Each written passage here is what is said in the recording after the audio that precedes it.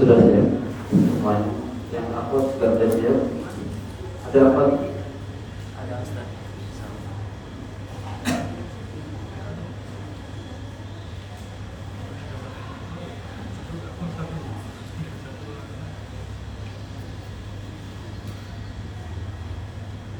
Baik, kita mulai. Bismillahirrahmanirrahim. Assalamualaikum warahmatullahi wabarakatuh.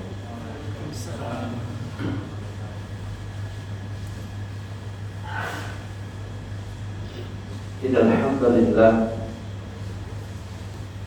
nahmaduhu wa nasta'inuhu wa nastaghfiruh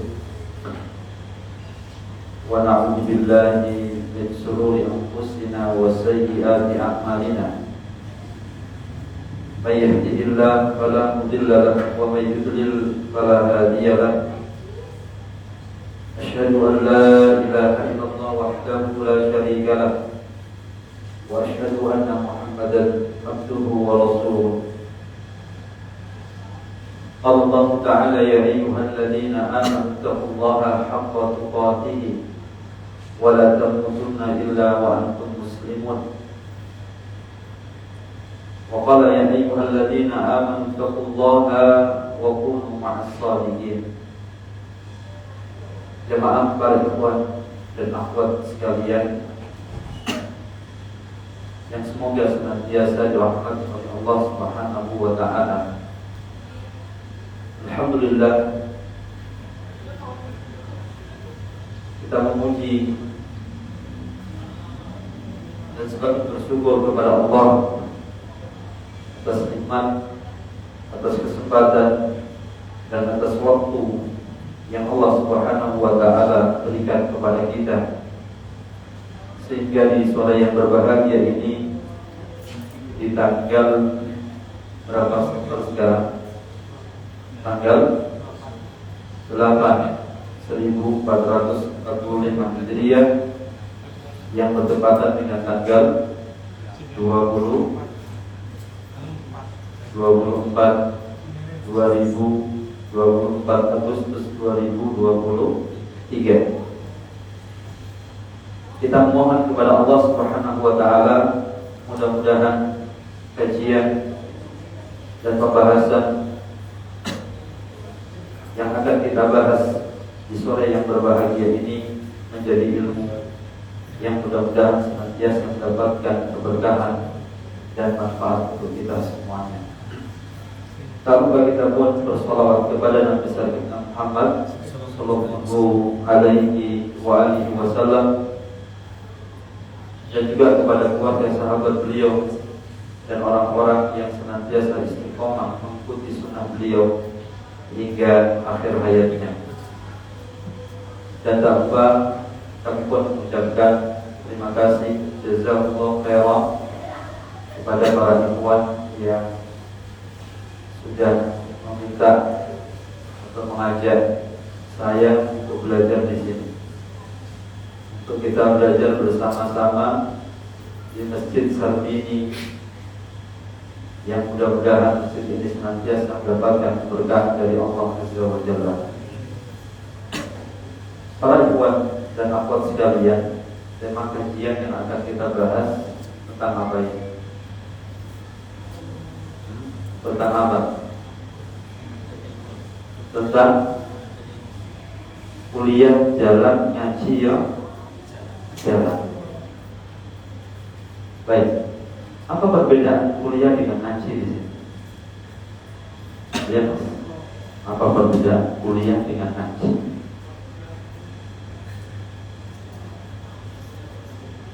Halo, akhwatnya ada? Apa perbedaan antara kuliah dengan ngaji? Baik, tidak ada yang bisa jawab. Bukannya kuliah juga ngaji, ngaji juga kuliah. Bukan ya? Beda. Baik, makanya saya ingin bertanya, dan saya mengatakan judul ini sangat bagus ya. Jadi kuliah jalan, ngaji jalan. Berarti persepsi selama ini kita katakan bahwasanya kuliah itu belum tentu ngaji ya. Tapi kalau ngaji itu pasti sudah kuliah gitu. Baik, ikhwan sekalian, biasanya ketika anak-anak yang sedang menempuh pendidikan di jenjang SMA ya, baik itu di luar full day ataupun di pesantren yaitu boarding school, itu biasanya mereka mulai memikirkan untuk melanjutkan kuliah itu di kelas berapa? Kelas 3? Atau kelas 2? Atau nggak ada pikiran sama sekali? Yang kita tahu demikian, ketika mereka sudah berada di usia ataupun di kelas 2 SMA atau sekarang kelas 11 ya, dan kelas 12 atau kelas 3 SMA, mereka sudah mulai memikirkan kemanakah mereka itu akan melanjutkan. Nah, sebagian mereka ada yang melanjutkan untuk kuliah itu sesuai dengan apa? Jurusan yang dia ambil saat di SMA. Ada jurusan apa saja? IPA, IPS. Ada keagamaan. Ya, ada 3 ya. Ada keagamaan, ada IPS, ataupun ada IPA. Nah, yang mengambil jurusan keagamaan itu biasanya ada yang melanjutkan sesuai dengan apa? Jurusannya ya, agar bisa linear. IPS juga demikian. Biasanya IPS itu mengambil jurusan apa ya? Sejarah, sosiologi, terus ekonomi juga. Baik, kalau IPA, teknik, kedokteran, perawatan dan seterusnya ya. Kalau agama, keagamaan biasanya ngambil jurusan apa? Hadis. Ada hadis ya di sini? Dan kemudian apa lagi? Selain hadis, enggak di UAD ada ya? Jurusan hadis, kemudian jurusan apa lagi? Bahasa ya? Bahasa ataupun usulul. Baik. Nah, cuma ikhwan, kadang ada teman-teman yang mohon maaf ya, kadang mereka ingin mengambil jalur yang mungkin mereka ingin tantangan baru. Yang dari pesantren misalkan ingin ngambil jurusan umum, yang dari umum ingin ngambil jurusan agama. Kembali apa enggak ini? Bahkan saya itu pernah menanyakan kepada seorang mahasiswa. Ketika saya tanya, Mas, jurusan yang jangan ambil apa? Dia itu lulusan pesantren, yang diambil jurusan perwasitan. Ada ya? Anak juga kaget, jurusan wasit. Jadi perwasitan berarti olahraga ya? Dari agama ke olahraga.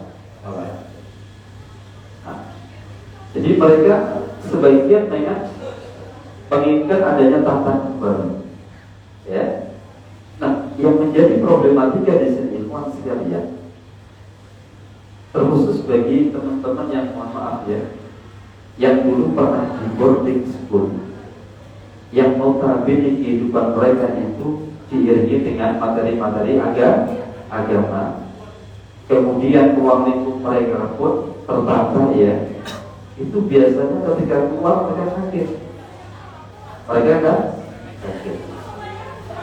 Ada yang bilang itu seperti apa? Seperti apa ya, Pak? Macan yang keluar dari kandangnya gitu. Itu maksudnya apa ya? Betul-betul ingin bebas kan gitu ya. I am freedom gitu, ingin bebas. Nah, yang menjadi masalah di sini adalah apabila mereka sudah keluar dari pesantren, kemudian busana atau kebiasaan yang mereka dapatkan di pesantren itu betul-betul hilang, ini yang menjadi masalah. Ini yang menjadi masalah. Sehingga yang tadinya mohon maaf biasa ngajak temannya, adik kelasnya untuk sholat berjamaah, untuk mendirikan salat sunnah, untuk mengajar di sebuah kajian, tiba-tiba roh itu kadang hilang. Roh itu kadang hilang ketika sudah mendapatkan suasana yang berbeda. Maka saya memandang bahwa tema yang kita akan bahas bersama ini, yaitu dengan tema apa tadi?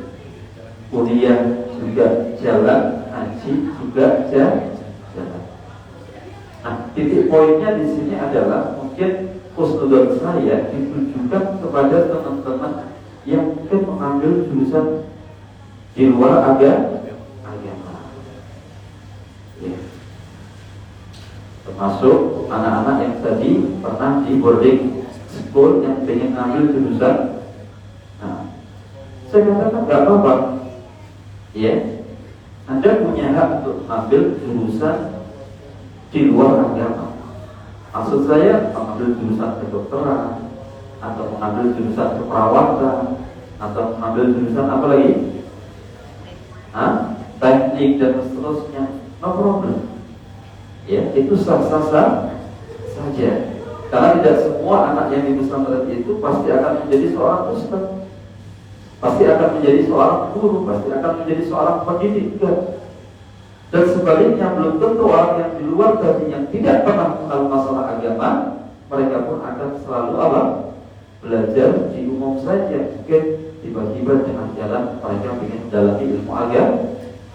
Dan kita bisa lihat beberapa asatidzah yang dahulunya pernah mengambil jurusan umum, ternyata dengan jalan mereka mendapatkan dunia agama yang jauh lebih menenangkan.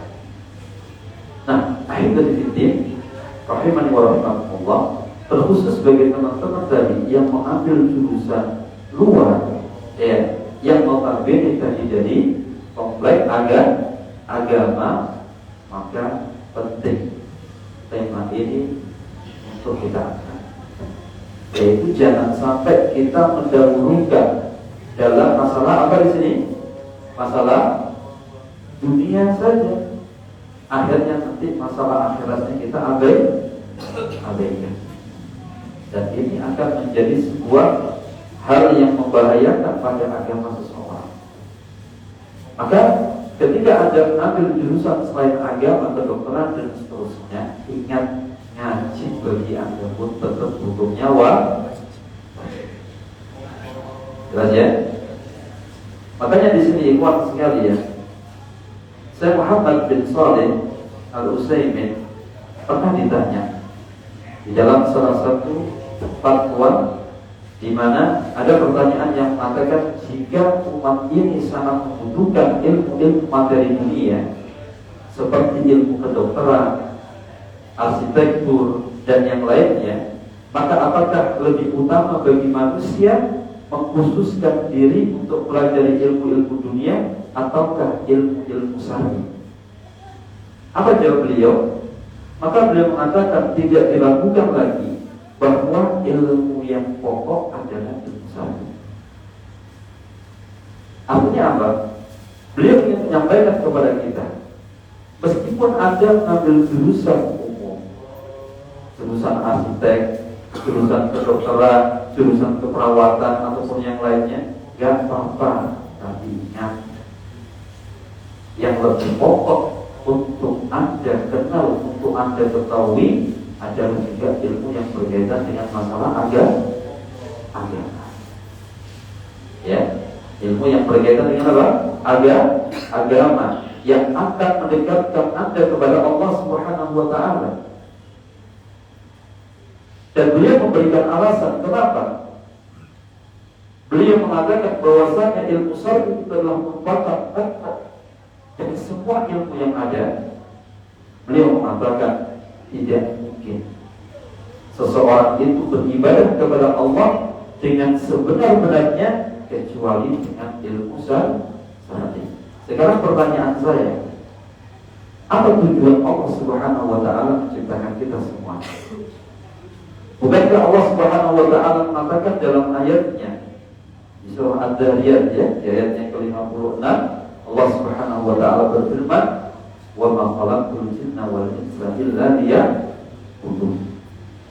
Dan tidaklah aku ciptakan jin dan manusia kecuali untuk beribadah kepadaku. Ingat ya, Allah Subhanahu wa ta'ala menciptakan kita untuk hidup di alam semesta ini. Tujuan utamanya adalah untuk beribadah. Maka kita katakan bahwasanya kuliah itu pun bagian daripada ibadah. Betul apa enggak? Nah, mengaji juga bagian daripada ibadah.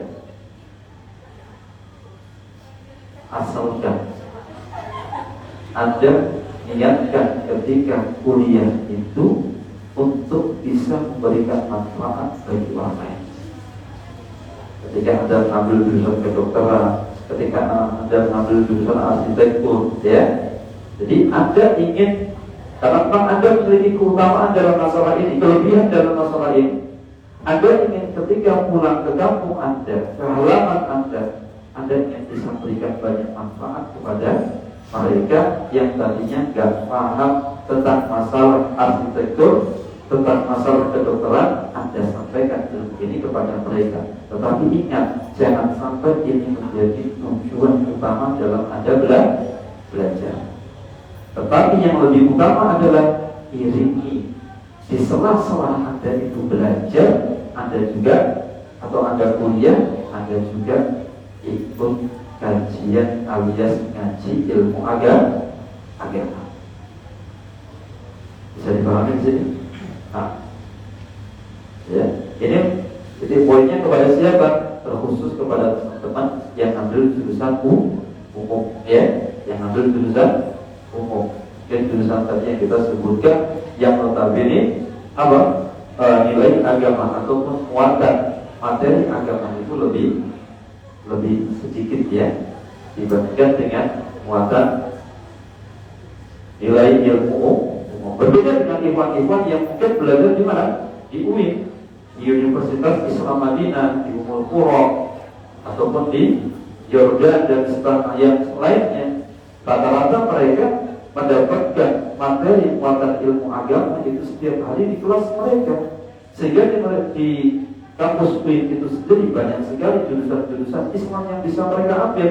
Ada jurusan tafsir, ya, Al-Quran, ada jurusan hadis, ada jurusan fikih, ya, dan jurusan apa lagi? Akidah, dan jurusan-jurusan yang bisa mereka ambil. Satu sisi, ketika mereka mendapatkan ilmu ataupun materi agama di bangku kuliah mereka juga mendapatkan materi di majelis ilmu. Makanya mahasiswa UI, ya, mahasiswa Qura itu biasanya mereka juga di sore seperti ini mereka berbondong-bondong ke Masjid Nabawi. Bahkan di sana disiapkan bis khusus ya yang mengantarkan mahasiswa untuk belajar di sana. Sebuah nikmat, ya, sebuah nikmat. Baik, ikhwan sekalian, rahimani wa rahimakumullah. Kemudian Syekh Muhammad bin Shalih Al-Utsaimin setelah menyebutkan bahwasannya ilmu agama atau ilmu syar'i adalah merupakan ilmu pokok yang juga harus dipelajari oleh seorang penuntut ilmu, seorang yang sedang kuliah. Lantas beliau membawakan sebuah firman Allah Subhanahu wa ta'ala yang disebutkan dalam surah Yusuf di ayat yang ke-108.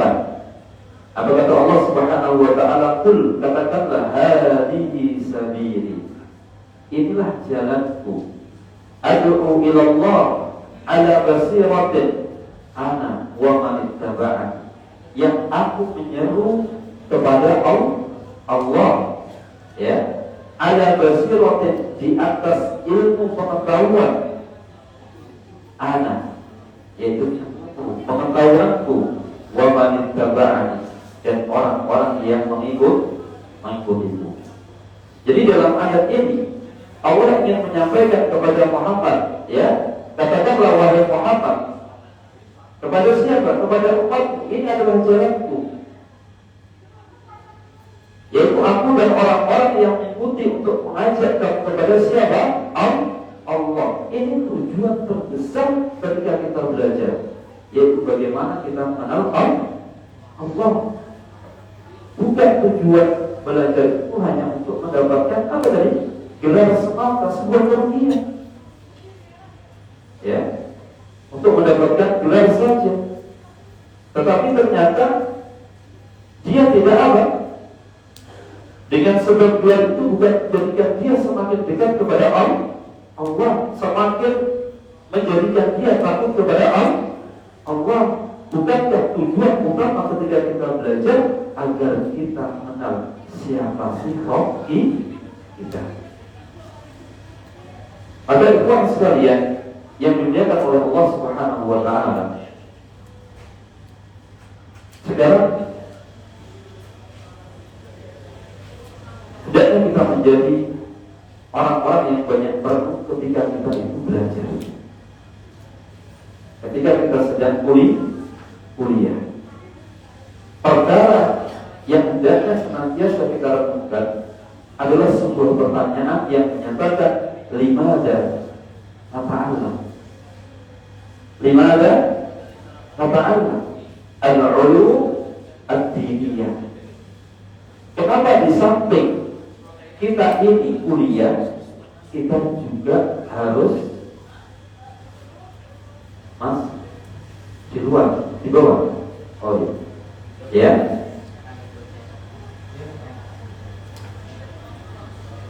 Maka di sini ikhwan sekalian, setelah kita mengetahui bahwa di samping kita kuliah, maka jangan lupa kita juga menyiapkan diri kita untuk tidak melakukan atau tidak mengabaikan dan tidak menyia-nyiakan majelis ilmu. Karena kalau kita hanya mendapatkan ilmu di kampus itu kurang, Pak. Ya, termasuk teman-teman yang saya katakan tadi kuliah di UIN, kalau mereka itu hanya mengandalkan belajar di kampus saja kurang. Ya, sehingga mereka harus mendalami jurusan mereka itu diantaranya dengan cara apa? Mereka datang ke majelis ilmu. Kenapa? Saya katakan kepada mereka, karena diantara yang menjadi mahasiswa di sana adalah siapa? Santri-santri kita dahulu yang pernah kita ajar. Maka kita katakan, ingat, masalah umat di Indonesia itu banyak. Problematika yang akan ditanyakan oleh mereka kepada Anda itu banyak. Sehingga kalau Anda itu di sana belajar hanya dari pagi sampai siang saja, setelah itu Anda abaikan waktu atau Anda sia-siakan waktu Anda hanya untuk bermain dan seterusnya, maka ini sebuah kerugian besar. Dan ini bisa kita katakan sebuah musibah besar di saat Anda tidak bisa manfaatkan waktu sore atau waktu malam untuk mengikuti majelis taklim yang diadakan oleh para masyayikh di Masjid Nabawi ataupun di Masjidil Haram. Maka saya ingatkan kepada teman-teman, ketika Anda sudah selesai kuliah, saya nggak tahu kuliahnya dari jam berapa ya Pak? Beda-beda ya. Baik, ada yang jam pagi, ada yang jam malam juga. Ada ya. Nah, saya juga merasakan itu dulu. Ya, saya juga merasakan jam malam itu sampai jam berapa ya? Sampai jam 9-an ya. Ada yang lebih, jam malam lebih. Bahkan saya pernah ngirim tugas itu jam 1-an ya. Jam 1 waktu itu ya. Jadi memang demikian. Artinya apa? Kita yang harus bisa memanage waktu kita. Dan saya katakan belajar ilmu agama itu tidak boleh dinomor-duakan, tetapi harus di nomor satukan di samping Anda itu kuliah. Baik. Maka di sini ikhwan, ada beberapa alasan yang mungkin akan saya sebutkan kenapa kita itu harus menuntut ilmu agama di samping kita tadi kuliah. Ingat titik poin kita tadi, bagi teman-teman yang kuliah di materi umum. Termasuk di materi agama pun kadang mungkin kurang. Ya, ada nggak yang ambil jurusan agama di sini? Nggak ada.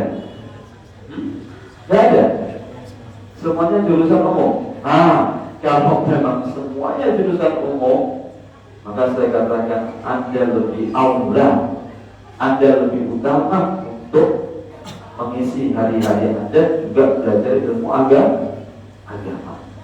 Ya, ingat kembali pada tujuan awal Allah Subhanahu wa taala menciptakan kita, wa ma khalaqtul jinna wal insa illa liya'budun. Ingat, tidaklah Allah menciptakan jin dan manusia kecuali untuk beribadah, menghamba kepada Allah.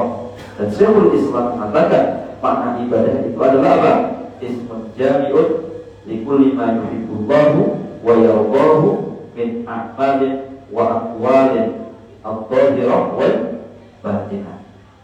Kata Syekhul Islam Ibnu Taimiyah rahimahullah taala bahwasanya yang namanya ibadah itu adalah segala perkara yang mencakup pada perkara-perkara yang diridhoi dan dicintai oleh Allah Subhanahu wa taala, baik itu berupa perbuatan ataupun perkataan, baik yang nampak maupun yang tidak nampak. Jadi ibadah itu bukan hanya sholat, bukan hanya puasa. Anda belajar ilmu agama pun bagian daripada ibadah. Nah, ikhwan sekalian, yang menjadi alasan utama kita kenapa kita harus belajar, maksudnya belajar ilmu agama di sela-sela kita kuliah, maka jawabannya yang pertama bahwa menuntut ilmu agama itu hukumnya wajib. Jelas ya? Menuntut ilmu agama itu hukumnya wajib. Kita bisa lihat ya, firman apa sabda Rasul sallallahu alaihi wasallam, talabul ilmi fardhatun ala kulli muslimin. Ya, bahwasanya menuntut ilmu agama itu adalah sebuah kewajiban. Ilmu agama ya. Kalau saya katakan ilmu agama di sini, maka dikatakan oleh Al-Imam Ibnu Qayyim ketika beliau ditanya tentang apa yang dimaksud dengan hakikat ilmu yang sesungguhnya, maka beliau mengatakan qala Allah wa qala Rasul wa qala sahabat, yaitu firman Allah, perkataan Rasul sallallahu alaihi wasallam dan juga perkataan para sahabat. Artinya apa? Anda diwajibkan untuk mempelajari ilmu-ilmu tersebut.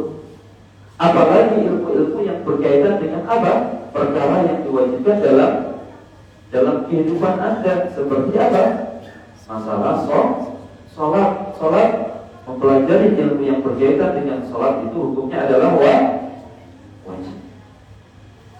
Jelas di sini?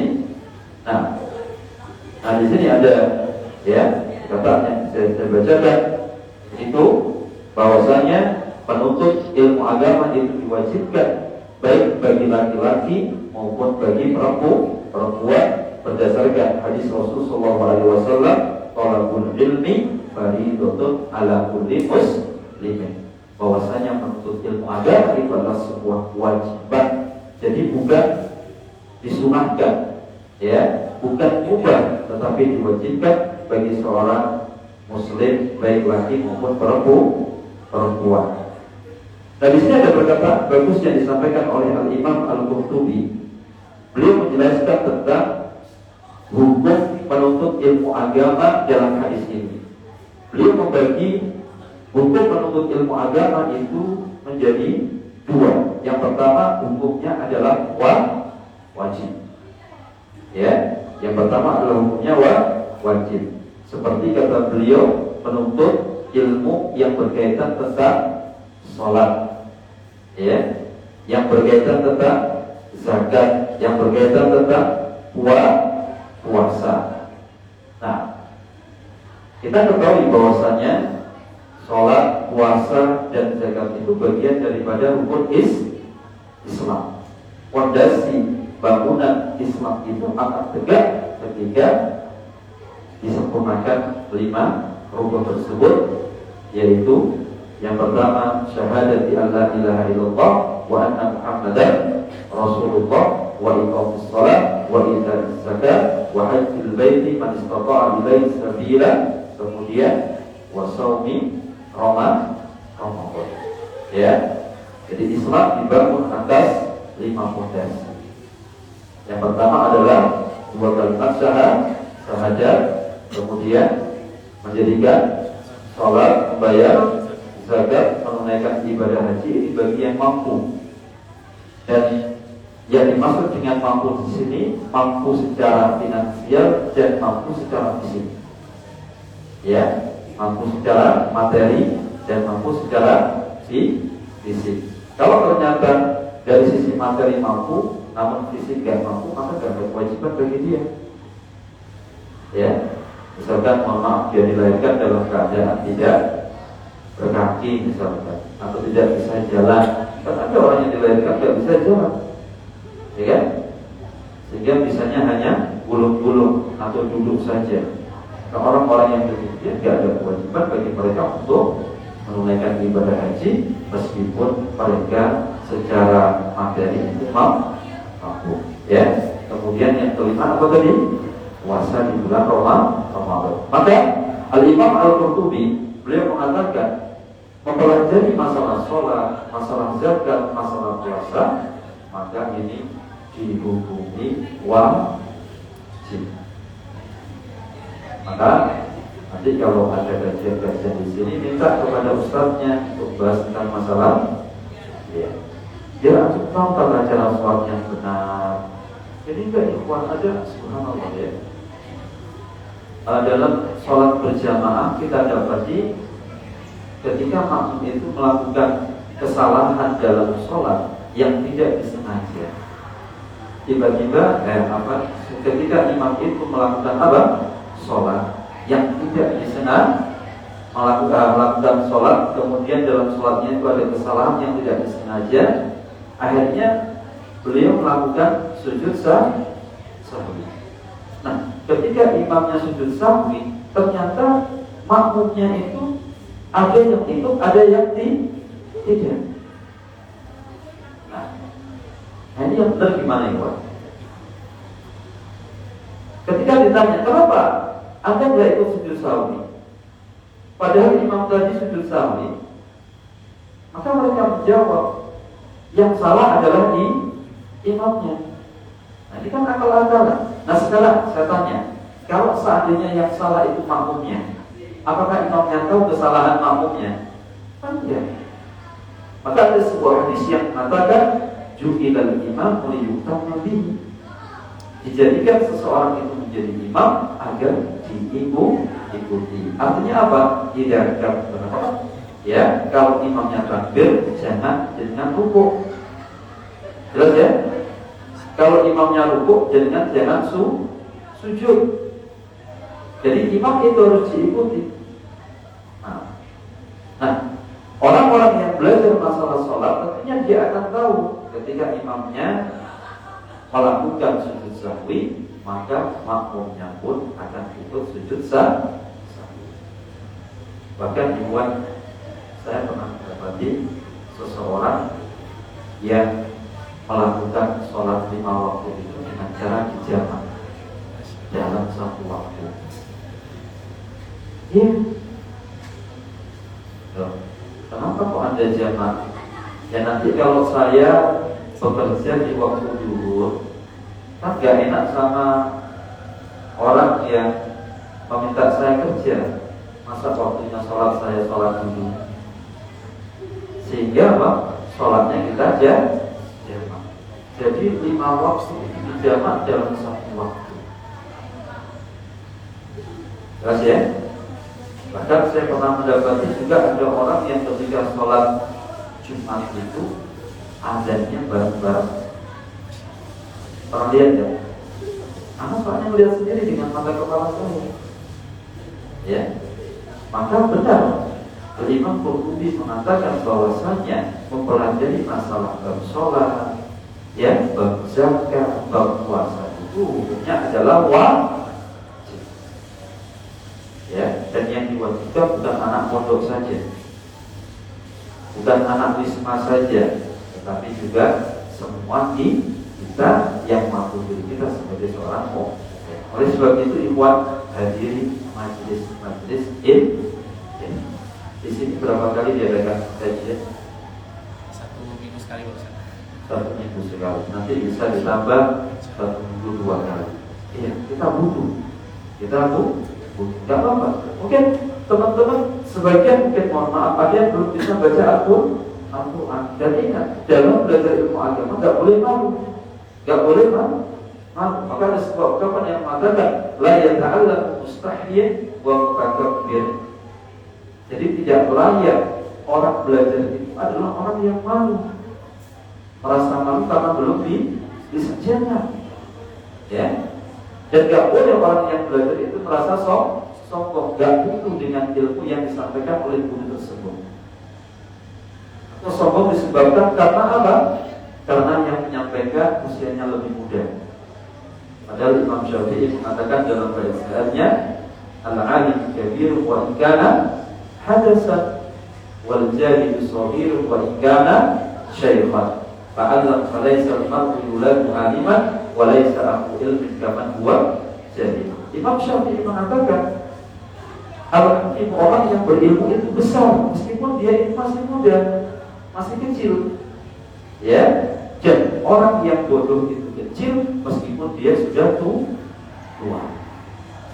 Jelas ya? Artinya apa? Di sini kita memuliakan orang-orang yang berilmu. Dan Imam Syafi'i pun mengatakan demikian. Orang-orang yang berilmu itu derajatnya luar biasa. Ya, luar biasa. Nah, makanya beliau mengatakan ta'allam falaisal mar'u yuladu aliman. Hendaknya engkau belajar karena setiap orang itu tidak dilahirkan dalam keadaan sudah berilmu. Anda jangan memandang dosen-dosen Anda sekarang bisa mengajari Anda dahulu langsung bisa seperti ini. Enggak. Pasti mereka belajar terlebih dahulu. Sekarang ada enggak berita ataupun info di Indonesia ada orang yang sudah dilahirkan, yang baru dilahirkan sudah hafal 30 juz? Ada? Hah? Orang baru dilahirkan langsung hafal 30 juz, ada gak? Atau langsung bisa ngajar jenengan di kampus? Gak ada, ya, gak ada. Kecuali kalau Allah menghendaki mungkin ya. Tapi yang kita lihat gak ada. Artinya para imam kita dahulu mereka juga seperti kita. Karena mereka memahami tentang wajibnya belajar ilmu agama, maka sejak kecil mereka pun sudah mulai belajar ilmu agama. Anda bisa lihat Imam Malik, Imam Darul Hijrah, itu sejak kecil sudah dituntun sama ibunya untuk mendatangi majelis ilmu, majelisnya Imam Rabi'ah. Iya. Ya, jadi ketika Imam Malik ingin berangkat menuntut ilmu, maka dilarang sama ibunya sebelum dia itu dalam keadaan memakai pakaian yang bagus. Sehingga ketika beliau berangkat dikasih pakaian yang bagus oleh ibunya, kemudian dikasih toqiyah, dikasih peci, kemudian dikasih imamah. Setelah sudah bagus baru idhab ila Rabi'ah, kata ibunya, pergilah engkau menuju Rabi'ah, yaitu guru Imam Malik. Khud min adabihi qabla ilmihi. Ambillah adabnya dia sebelum kau mengambil ilmunya. Makanya ada perkataan yang masyhur yang disampaikan oleh Al-Imam Malik, Imam Darul Hijrah, beliau mengatakan ta'allamil adaba qabla ta'allamal ilma. Pelajarilah etika sebelum kau pelajari apa? Ilmu. Nah, kembali lagi ikhwan, bahwasanya hukum menuntut ilmu agama tadi berdasarkan hadis talabul ilmi fardhatun ala kulli muslimin itu ada dua. Yang pertama hukumnya wajib sebagaimana disebutkan oleh Imam Al-Qurtubi, yaitu pelajari tentang masalah apa tadi? Salat, masalah zakat, masalah puasa. Jelas ya? Masalah-masalah yang diwajibkan. Kemudian yang kedua adalah hukumnya fardu kifayah. Seperti mempelajari ilmu yang dengan ambil jurusan sekarang ya. itu dihukumi fardu kifayah. Belajar arsitektur atau belajar informatika, ya, belajar apa lagi di sini? Hubungan internasional. Nah, bukan antar desa, antar nasional ya. Iya. Artinya kalau sebagian dari antum sudah ada yang pelajari, maka yang lainnya hukumnya gugur. Berbeda dengan masalah ilmu agama, semuanya wajib kecuali kalau memang di satu negara itu dibutuhkan ilmu itu, lantas gak ada yang mempelajari semuanya, maka mereka semuanya akan berdosa. Seperti misalkan di negara kita butuh apa, misalkan butuh dokter gitu ya, jumlahnya 10 misalkan, sehingga harus mengirimkan dokter spesialis untuk belajar. Ternyata orang-orang yang mau memberikan kelebihan dalam masalah ini semuanya nggak mau, maka yang demikian ini berdosa. Andai kata ada sebagian dari mereka yang sudah berangkat untuk belajar ilmu kedokteran tadi, maka dihukumi yang lainnya tidak apa-apa, atau yang kita kenal dengan istilah fardu kifayah. Ini alasan yang pertama, kenapa kita harus belajar ilmu agama. Alasan yang kedua, ingat, disebutkan bahwa kenapa kita harus belajar ilmu agama, agar kita itu menjadi orang yang lebih baik. Ya, agar kita menjadi orang yang lebih baik, sehingga kita akan mendapatkan banyak kebaikan dari kebaikan yang telah kita lakukan. Di dalam surah Al-Isra, Allah Subhanahu wa taala berfirman, "In ahsantum li anfusikum wa in asatum falaha." Jika kalian melakukan kebaikan, maka kebaikan itu akan kembali kepada kalian. Dan jika kalian melakukan keburukan, maka keburukan itu pun akan kembali kepada kalian. Artinya apa itu? Ini loh yang harus kita ingat. Kenapa kita harus belajar ilmu agama? Karena dengan sebab ilmu agama itulah yang akan mengantarkan kita menjadi orang yang lebih baik. Ya, maka untuk lihat kenapa orang tua sekarang, ya, zaman sekarang itu mereka berlomba-lomba untuk memondokkan putra-putrinya di pesantren. Yang dari Riau, yang dari Padang, yang dari Sumatera, yang dari Kalimantan, itu kan banyak yang mondokkan di Jawa, di Jogja sini saya lihat. Iya, dari Palembang perjalanan berapa hari gitu ya. Kemudian dari Kalimantan, bahkan ada yang dari Papua, dari Maluku. Iya, mereka menginginkan agar anak-anak mereka menjadi baik, dan inilah di antara tujuan utama kita belajar ilmu agama. Yang tadinya mohon maaf kita nggak kenal Allah, akhirnya kita bisa mengenal Allah. Yang tadinya kita nggak tahu kalau Allah itu ada, sekarang kita paham bahwasanya Allah itu ada. Ya, yang tadinya kita nggak kenal siapa itu Nabi kita, dengan sebab kita belajar kita mengenal siapa itu Nabi kita Muhammad Sallallahu Alaihi Wasallam. Yang tadi kita nggak kenal tentang Islam, yang kita ketahui Islam ya begitu saja. Namun setelah kita belajar, kita paham, oh ternyata agama Islam itu demikian. Jelas ya? Yang tadinya mohon maaf tutur kata kita kasar ataupun kotor, dengan sebagian agama, maka tutur kata kita pun akan berubah. Ya, maaflah kita tadi dengan kerabat kita, dengan saudara kita, dengan orang tua kita. Bahkan kadang sama orang tua itu omongannya seperti sendiri, ya. Dan kadang buat nangis orang tua, padahal Allah Subhanahu wa taala mengatakan wala taqul lahum uff. Janganlah mengucapkan kepada keduanya dengan kalimat uff saja, enggak boleh. Coba. Nah, ketika Anda belajar dan Anda tahu tentang kewajiban berbakti kepada kedua orang tua, ya, tentang menjaga hubungan muamalah sesama kita, kita yang tadinya kita nggak biasa menyapa, nggak biasa mengucapkan salam, dengan sebab kita belajar ilmu agama, kepribadian kita semakin hari semakin baik. Ini saya rasakan. Nggak tahu jadi merasakan apa enggak? Teman-teman ketika belajar ilmu agama semakin hari semakin mendapatkan kebaikan apa enggak? Yang saya rasakan demikian. Ya, dahulu kita bingung ketika kita hidup, ya. Karena tadi kita jauh di ilmu agama. Nah, sekarang ketika kita sudah belajar ilmu agama, subhanallah, ya, ternyata Islam itu adalah agama yang indah. Ternyata Islam itu adalah agama yang mengatur dengan apa? Aturan-aturan yang harus kita ikuti demi kebaikan kita bersama. Coba satu contoh ya. Kenapa? Islam itu menganjurkan kepada kita ketika makan pakai tangan kanan.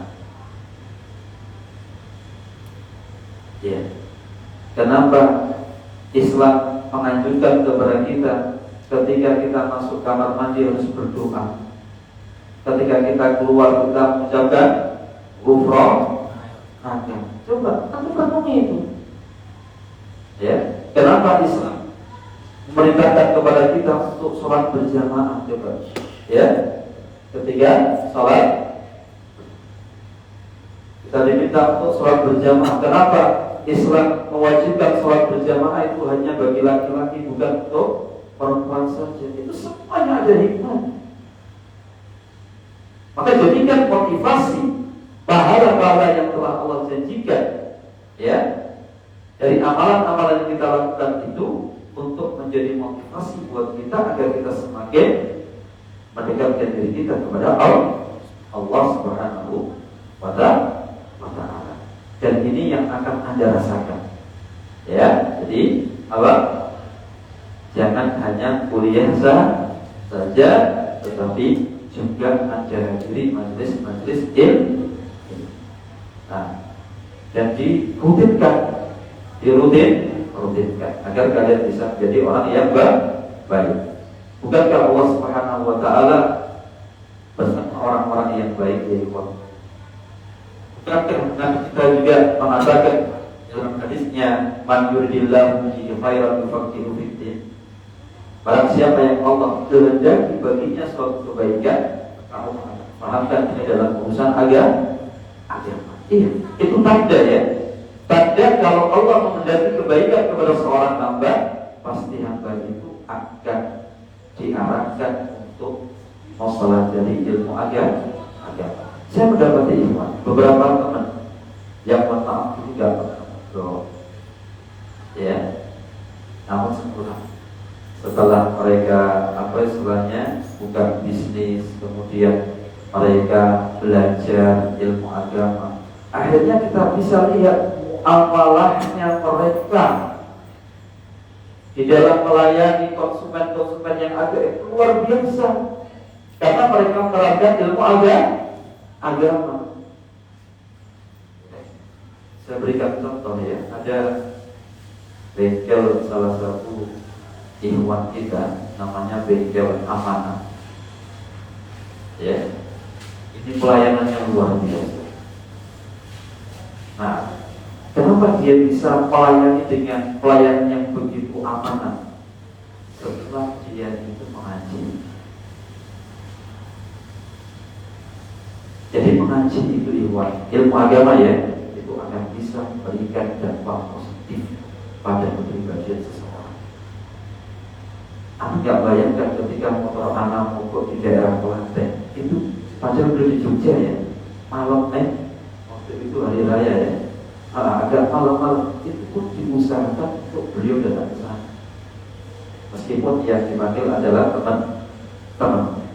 Ketika mobil saya mogok di daerah mana? Daerah Magelang, itu pun diparani. Itu kan hubungan muamalah yang begitu indah.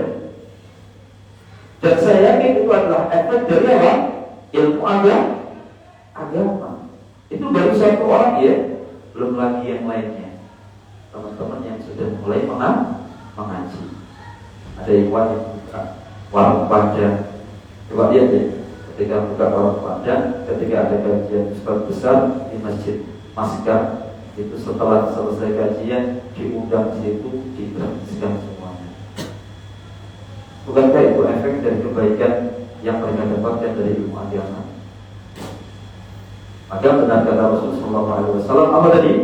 Man yuridillah bihi khairan yufaqihu fid din. Barang siapa yang Allah kehendaki bagi sesuatu kebaikan, maka Allah akan fahamkan dia dalam urusan agama. Alasan yang ketiga, kenapa kita harus belajar ilmu agama? Ikhwan, perhatikan. Kalau Anda belajar ilmu agama, pasti Anda akan bahagia. Pasti Anda akan bahagia. Ya. Karena ilmu agama ini akan mengantarkan Anda kepada kebahagiaan, bukan hanya di dunia, tetapi juga kebahagiaan di akhirat nanti.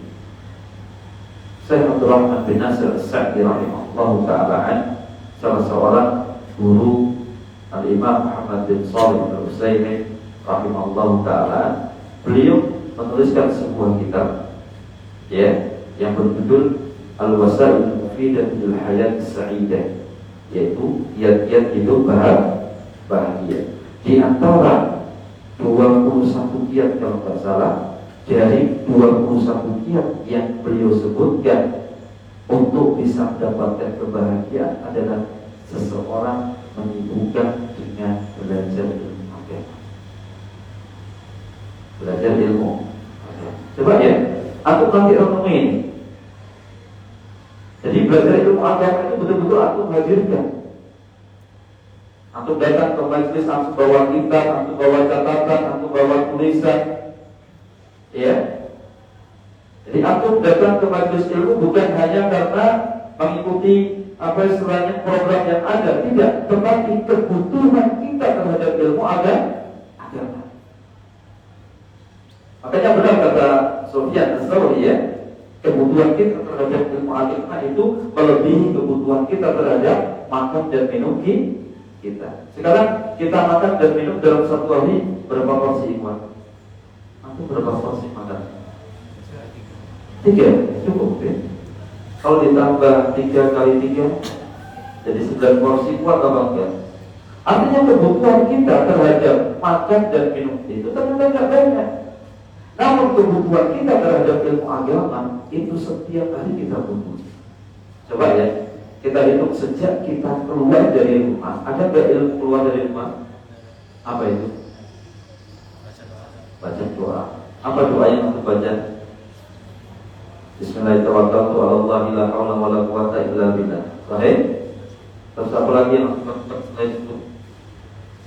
Ketika antum keluar, upayakan antum dalam keadaan suci. Artinya bukan dari rumah itu dalam keadaan berwudu. Ya, upayakan antum dalam keadaan.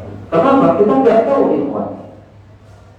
Kita nggak tahu di tengah jalan bisa jadi terjadi apa-apa yang tidak kita inginkan semuanya, dan itu semuanya atas takdir Allah Subhanahu wa Ta'ala. Dan betapa indahnya kalau seseorang itu wafat dalam keadaan apa? Dalam keadaan di atas kesucian, atau dalam keadaan di atas kebiasaan baik yang dia lakukan. Saya tadi menonton sebuah video tentang kisah nyata yang terjadi di Masjid Nabawi. Ada salah seorang khatib yang menceritakan, ada seorang bapak tua yang ummi. Apa itu artinya ummi? Buta apa? Buta matanya. Ummi itu gak bisa baca, gak bisa nulis.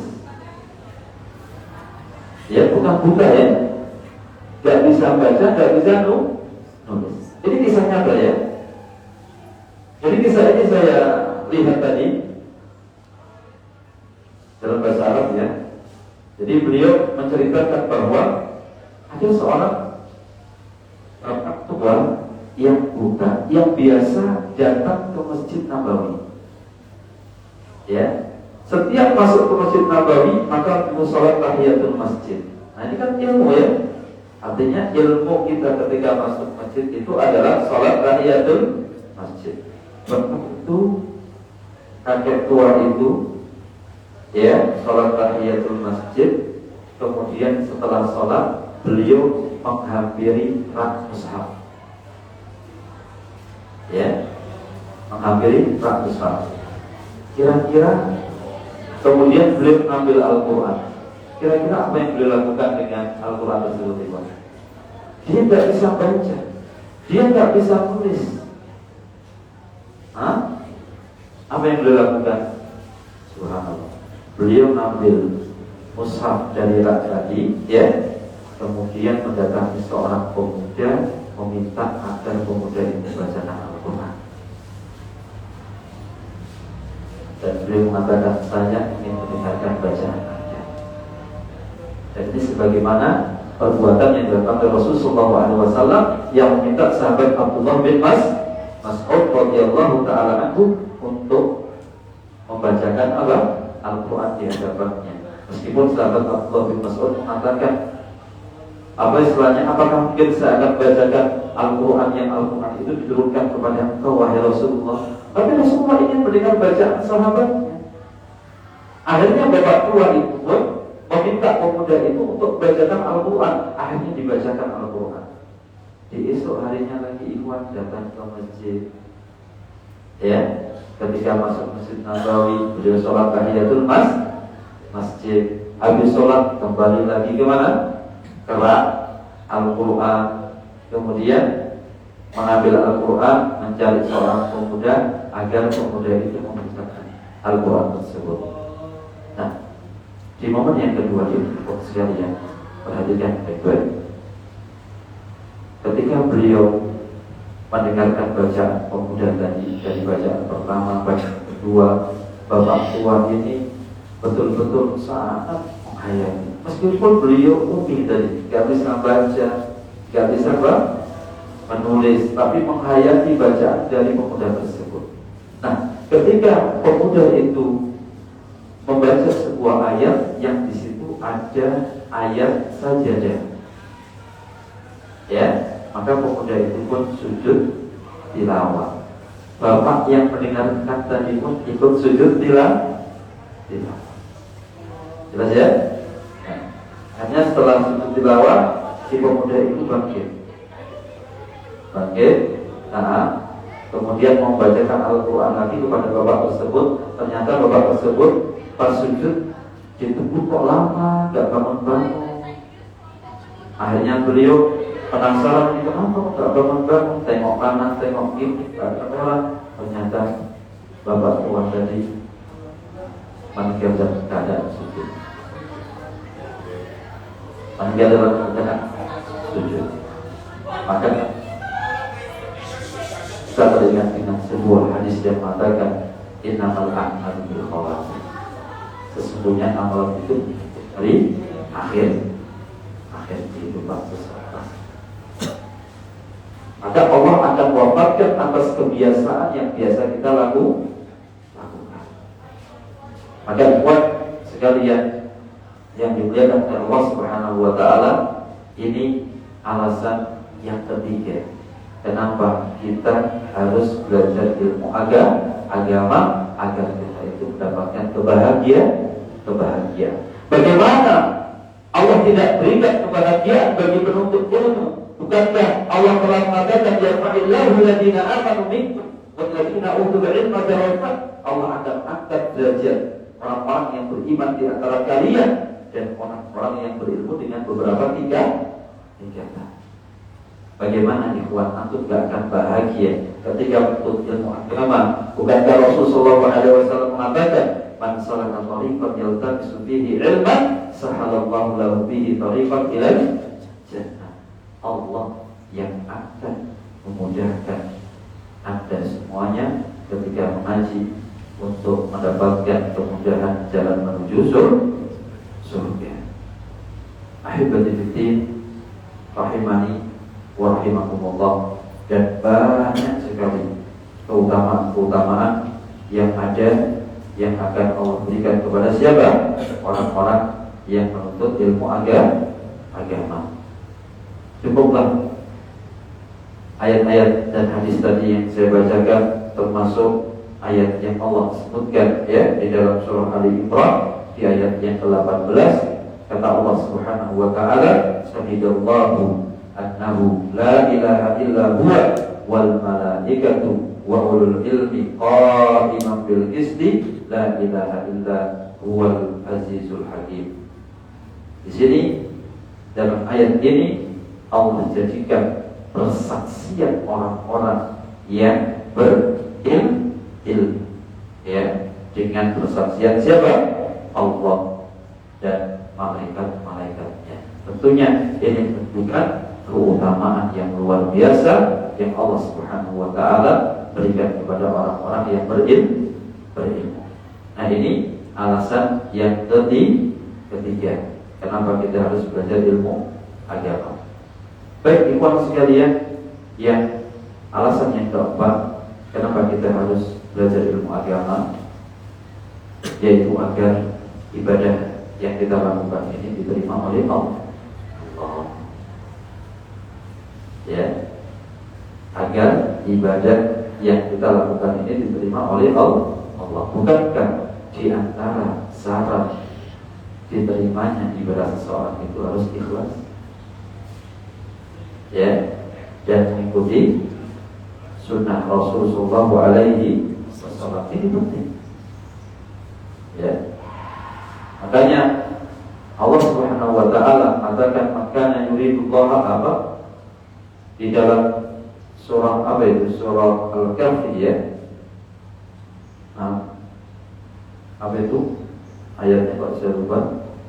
Liqa'a rabbih falya faman kana yarju liqa'a rabbih ya faman kana yarju liqa'a rabbih falya'mal amalan shalihan wa la yusyrik bi ibadati rabbih ahada. Maka barang siapa yang ingin bertemu dengan Rabb-nya, maka hendaknya dia beramal saleh. Dan yang dimaksud dengan amal saleh kata Fudail bin Iyad, beliau mengatakan akhlasuhu wa aswabuhu. Jadi orang yang ingin bertemu dengan Allah, maka hendaknya dia beramal saleh, yaitu amal yang diiringi dengan keikhlasan kepada Allah Subhanahu wa taala dan amalan yang diiringi dengan mengikuti tuntunan Nabi kita Muhammad sallallahu alaihi wasallam. Makanya beliau mengatakan ketika amalan yang dilakukan oleh seseorang itu ikhlas karena Allah tetapi tidak sesuai dengan tuntunan Rasulullah sallallahu alaihi wasallam, maka Allah akan menerimanya. Dan ketika amalan itu sesuai dengan tuntunan Rasulullah sallallahu alaihi wasallam, namun ternyata dia hanya ingin riya saja, ya, agar amalannya itu dilihat oleh orang lain, hanya ingin pamer saja, maka amalannya pun tidak akan diterima. Maka agar diterima, hendaknya mengikuti dua syarat, yaitu ikhlas kepada Allah dan senantiasa mengikuti tuntunan Nabi kita Muhammad SAW. Maka Rasulullah SAW menyebutkan ya dalam hadisnya, man amila amalan laisa alaihi amruna fa huwa raddun. Dalam riwayat yang lain dikatakan man ahdatsa fi amrina hadza ma laisa minhu fa huwa raddun. Barang siapa yang beramal dengan suatu amalan yang tidak ada contohnya dari kami, maka akan tertolak. Atau barang siapa yang mengajarkan suatu amalan yang tidak ada contohnya dari kami, maka amalan itu tertolak meskipun dia melakukannya ikhlas karena Allah. Jadi ikhwan sekalian, ini yang harus senantiasa kita ingat. Kenapa kita harus belajar? Sebab ilmu yang telah kita pelajari. Sehingga apa? Amalan antum insya Allah gak akan sia-sia. Ya, sholat malam antum pun gak akan sia-sia karena antum tahu ilmunya. Sholat berjamaahnya antum pun gak akan sia-sia karena apa? Karena antum tahu ilmunya. Zakat antum pun demikian. Nah, akhirnya rahimani wa rahimakumullah. Kemudian yang ke-5, kenapa kita harus belajar ilmu agama, yaitu agar kita itu tidak suka ikut-ikutan orang lain di dalam melakukan ibadah alias taklid buta. Ada orang melakukan ritual agama, tapi hati Anda mengatakan baik ya sudah ikuti saja. Nah, jadi seolah-olah hidup dia itu gak ada pendirian. Berbeda dengan orang-orang yang berilmu, dia tidak akan mudah untuk ikutan orang lain. Apalagi dalam masalah ibadah, dia akan senantiasa mengembalikan kepada dua sumber yang asli di atas pemahaman salaful ummah. Apakah perbuatan yang dilakukan oleh jamaah tersebut itu ada tuntunannya? Ya, apakah memang Allah Subhanahu wa taala perintahkan seseorang untuk melakukan hal itu? Contoh ikhwan, ketika habis sholat Jumat, pernah kita dapati ada jamaah laki dan perempuan itu melakukan sholat duhur. Aku pernah lihat kan? Nah, jadi habis sholat Jumat, ternyata mereka membuat jamaah bersama jamaah laki-laki dan di belakangnya saya melihat ada perempuan. Setelah itu mereka sholat duhur, menganggap sholat jamaahnya itu gak sah. Artinya belum dianggap mewakili sholat duhur. Pertanyaan saya, dari manakah amalan yang demikian ini? Kalau memang itu ada, amalan itu memang pernah dilakukan oleh Nabi kita Muhammad SAW, maka pasti akan dicontohkan. Gak mungkin Rasulullah SAW akan menyembunyikan wahyu, atau gak mungkin para sahabat itu pun mereka akan diam begitu saja dari ajaran yang pernah mereka terima dari Rasulullah SAW. Ini loh di antara tujuan alasan kenapa kita harus belajar ilmu agama, agar kita nggak mudah taklid buta alias ikut-ikutan seseorang melakukan sebuah amalan yang jelas-jelas amalan itu tidak ada contohnya. Ya, maka benar ketika Allah mengatakan hal yastawil ladzina ya'lamuna wal ladzina la ya'lamun, apakah sama antara orang-orang yang berilmu dengan orang-orang yang tidak berilmu? Sama bagian? Jawabannya enggak akan pernah sama. Ya, orang berilmu ketika bertemu dengan wanita yang bukan mahramnya maka dia akan menjaga. Coba lihat itu. Tapi orang yang tidak berilmu menganggap mereka adalah saudaranya, sehingga seperti kakaknya sendiri ataupun adiknya sendiri. Yang masalah kalau mereka menganggap seperti istrinya sendiri. Alhamdulillah ini. Ya, istriku.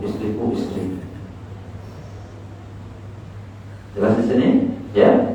Jadi gak akan pernah sama antara orang-orang yang berilmu dengan orang yang berilmu. Bahkan orang yang berilmu, ikhwan yang dimuliakan oleh Allah Subhanahu wa taala, akan muncul dari dirinya itu sifat malu. Sifat malu, dan malunya kepada siapa? Kepada Allah Subhanahu wa taala.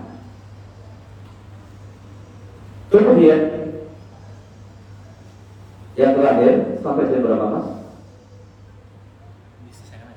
Oh, baik. Kemudian faktor yang keberapa? Yang ke-6, ya. Faktor yang ke-6, kenapa kita harus belajar ilmu agama? Alasannya adalah agar kita tahu jalan hidup kita yang sesungguhnya. Ya. Kita itu hidup untuk apa? Apakah hidup hanya untuk makan? Apakah kita hidup hanya untuk minum? Apakah kita hidup hanya untuk foya-foya, menghabiskan usia kita, ya, di saat masih muda menunggu, ketika sudah dewasa, setelah dewasa menunggu menjadi orang, ya. Apakah demikian ikhwan sekalian? Maka orang-orang yang menuntut ilmu agama, dia akan mengetahui jalan hidup yang sesungguhnya yang harus dia tempuh. Nah, maka jemaah yang dimuliakan oleh Allah Azza wa Jalla, dikatakan bahwa ilmu ini akan bisa menjadi cahaya. Ilmu ini akan bisa menjadi cahaya penerang bagi kehidupan seseorang. Nah, Anda harus sadar bahwasanya kesempatan hidup kita di muka bumi ini tidak lama. Anda harus sadar bahwasanya Allah Subhanahu wa Ta'ala berikan kesempatan kepada kita untuk hidup ini. Itu semuanya nanti akan ada pertanggungjawaban. Masa muda Anda itu semuanya akan ditanyakan, nikmat-nikmat Anda. Makanya Rasulullah SAW mengatakan nikmatan maqbulun fihi katsirun minan nas. Ada dua kenikmatan yang banyak dilalaikan oleh manusia, as-sihhat wal faragh, waktu sehat dan waktu luang kita. Nah, waktu sehat yang Allah Subhanahu wa Ta'ala berikan kepada kita, ini akan ditanya untuk apa kita gunakan waktu sehat kita. Waktu luang kita pun demikian akan ditanyakan oleh Allah Subhanahu wa Ta'ala, untuk apa kita gunakan waktu luang kita, termasuk masa-masa muda Anda. Ya, masa-masa muda kita dahulu pun akan ditanyakan oleh Allah Subhanahu wa Ta'ala. Sehingga ikhwan, orang-orang yang belajar ilmu agama, maka betul-betul mereka akan bisa manfaatkan waktu mereka dengan sebaik mungkin. Kapan mereka akan kuliah, kapan mereka akan istirahat, kapan mereka akan belajar, kapan mereka itu akan kembali ke kampungnya. Jadi semuanya betul-betul tersusun rapi. Terus sekali lagi, Allah akan berikan kepada orang-orang yang benar-benar belajar ilmu agama karena ingin mengangkat kebodohan diri dia. Nah, yang terakhir yang bisa saya sampaikan di antara alasan kenapa kita harus belajar ya dalam hidup kita, karena kita katakan bahwasanya ilmu agama ini adalah warisan yang ditinggalkan oleh para yang kita dahulu. Ya, ilmu agama itu adalah warisan. Ada tahu warisan ya? Jadi warisan itu bukan hanya harta. Warisan yang terbaik yang bisa diambil oleh setiap kita itu adalah warisan ilmu. Makanya Rasulullah SAW mengatakan, "Fa'innal anbiya'a lam yuwarisu dinaran wala dirhaman wa innama warasul ilm. Faman akhadahu akhada bihaddin wafir." Maka sesungguhnya para anbiya, mereka itu tidak mewariskan kepada kita yaitu uang dinar ataupun uang dirham, tetapi mereka mewariskan ilmu. Maka Rasul mengatakan di akhir hadis, "Faman akhadahu akhada bihaddin wafir." Maka barang siapa yang mengambil bagian dari warisan yang ditinggalkan oleh Rasul sallallahu alaihi wasallam para nabi dahulu, maka sungguh dia telah mengambil bagian yang sangat banyak sekali. Makanya kadang saya itu menyampaikan nasihat itu pun kepada putra putri saya. Ya, nah, orang tua ini hanya akan bisa meminta kalian untuk belajar ilmu agama. Saya akan tuntut kalian untuk belajar ilmu agama dengan sebanyak-banyaknya, karena itu hakikat warisan yang sesungguhnya yang ditinggalkan oleh kedua orang tua kalian. Ada pun warisan harta akan bisa menjadikan apa? Pertikaian memperjuangkan keluarga itu sendiri. Berbeda dengan orang tua yang senantiasa mengantarkan anak-anaknya untuk belajar, hidup di majelis ilmu, meminta mereka untuk menghafal Al-Quran. Kenapa? Karena orang tua ingin bahagia besok. Bukankah anak ketika sudah menghafalkan Al-Quran 30 juz, maka dia akan memakaikan mahkota kepada kedua orang tuanya? Bukankah ketika anak itu diantarkan, dididik oleh orang tua yang menjadi anak yang saleh, maka mereka itu akan selalu mendoakan dengan doa Rabbi firli wali walidayya warhamhuma kama rabbayani shaghira. Siapa yang akan mengucapkan doa ini kalau bukan anak-anak yang telah mengambil warisan yang mulia yang telah ditinggalkan oleh para anbiya? Maka benar ketika Rasulullah SAW menyebutkan dalam hadis yang sahih, "Idza mata al-insan inqata'a 'amaluhu illa min salasin, illa shadaqatin jariyatin aw 'ilmin yuntafa'u bihi aw walad shalihin yad'u lahu." Apabila anak Adam itu telah meninggal dunia, seluruh urusannya itu akan terputus kecuali tiga: sedekah jariah. Dan ingat, sedekah jariah itu ikhwan, itu pun akan dikeluarkan ketika orang-orang itu paham tentang keutamaan ilmunya apa? Sedekah. Au ilmin yuntafa'u bihi, yang akan bermanfaat adalah selain sedekah, ilmu yang bermanfaat. Dan yang ketiga, anak saleh yang senantiasa mendoakan kedua orang tuanya. Ini 7 alasan yang bisa saya sampaikan kenapa di samping jenjang kuliah, jenjang juga harus belajar ilmu agama. Dan terakhir, ada titipan dari teman-teman ya sebagai apa di sini, sebagai penanggung jawab kajian ini, menyampaikan tadi bahwa kita alhamdulillah punya wisma ya, Miftahul Khair.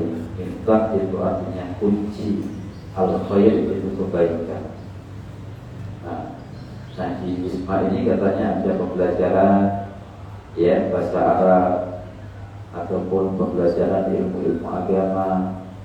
Dan teman-teman tadi setelah jenengan mengetahui 7 alasan tadi kenapa harus belajar ilmu agama, maka jangan belajar ilmu agama itu apabila ada kesempatan ya, kalau sempat jangan, tapi jadikan sebagai prioritas utama. Insya Allah ya, kalau antum rajin belajar ilmu agama, kuliah antum akan cepat selesai. Saya yakin itu. Iya. Karena antum akan termotivasi dengan ayat-ayat Allah, termotivasi dengan hadis-hadis Rasulullah SAW, agar kita manfaatkan waktu kita dengan sebaik mungkin. Bukankah sahabat Abdullah bin Umar, beliau mengatakan, Ida asrika fala tantadril sholat, wa ida asbahta fala tantadril masa. Apabila engkau berada di sore hari, jangan engkau menunggu datangnya waktu pagi hari. Ketika engkau berada di pagi hari, jangan engkau menunggu datangnya waktu apa? Sore hari. Artinya apa? Faatkan waktu tersebut. Maka datang wisma. Wismanya jauh nggak mas dari sini? Insyaallah enggak sih. Enggak ya. Nah, ini wisma bagi ikhwan ya. Dan di sana ada tempat nginepnya. Ada berapa kamar tadi? 14 kamar. 14 kamar. Ya. Maka berkumpullah dengan orang-orang yang satu sama lain bisa menjaga agama kalian. Ya. Nah, maka masa-masa muda kalian ini dengan ilmu, dengan belajar, karena kalian nanti suatu saat pun akan menjadi orang tua. Ya, kalau anda tidak punya ilmu, atas apa pendidikan apa yang akan diberikan kepada siapa? Putra putri jenengan. Demikian materi yang bisa kita sampaikan karena sudah masuk maghrib ya. Dan ucapan terima kasih kepada takdir yang sudah memberikan kesempatan kepada saya untuk belajar, untuk berbagi, dan mudah-mudahan ilmu yang sedikit ini menjadi ilmu yang bermanfaat buat kita semuanya. Yang benar semata dari Allah dan yang salah dari saya, mudah-mudahan Allah maafkan dosa saya, dosa keluarga saya, anak-anak saya, dan dosa kita semuanya. Dan kita tutup Wassalamualaikum Muhammad wa akhiru da'wana alhamdulillahirabbil alamin. Assalamualaikum warahmatullahi wabarakatuh. Atas materi yang disampaikan dengan tema kuliah jalan yang sejalan. Semoga apa saja materi yang telah kita sampaikan bisa dapat bermanfaat bagi kita semua. Mungkin itu saja yang dapat kita sampaikan. Kita akhiri dengan alhamdulillahirobbilalamin dan baca salat dan baca kafaratul majelis. Subhanallah wa bihamdihi asyhadu an la ilaha illa anta astaghfiruka wa atubu ilaik. Assalamualaikum warahmatullahi wabarakatuh.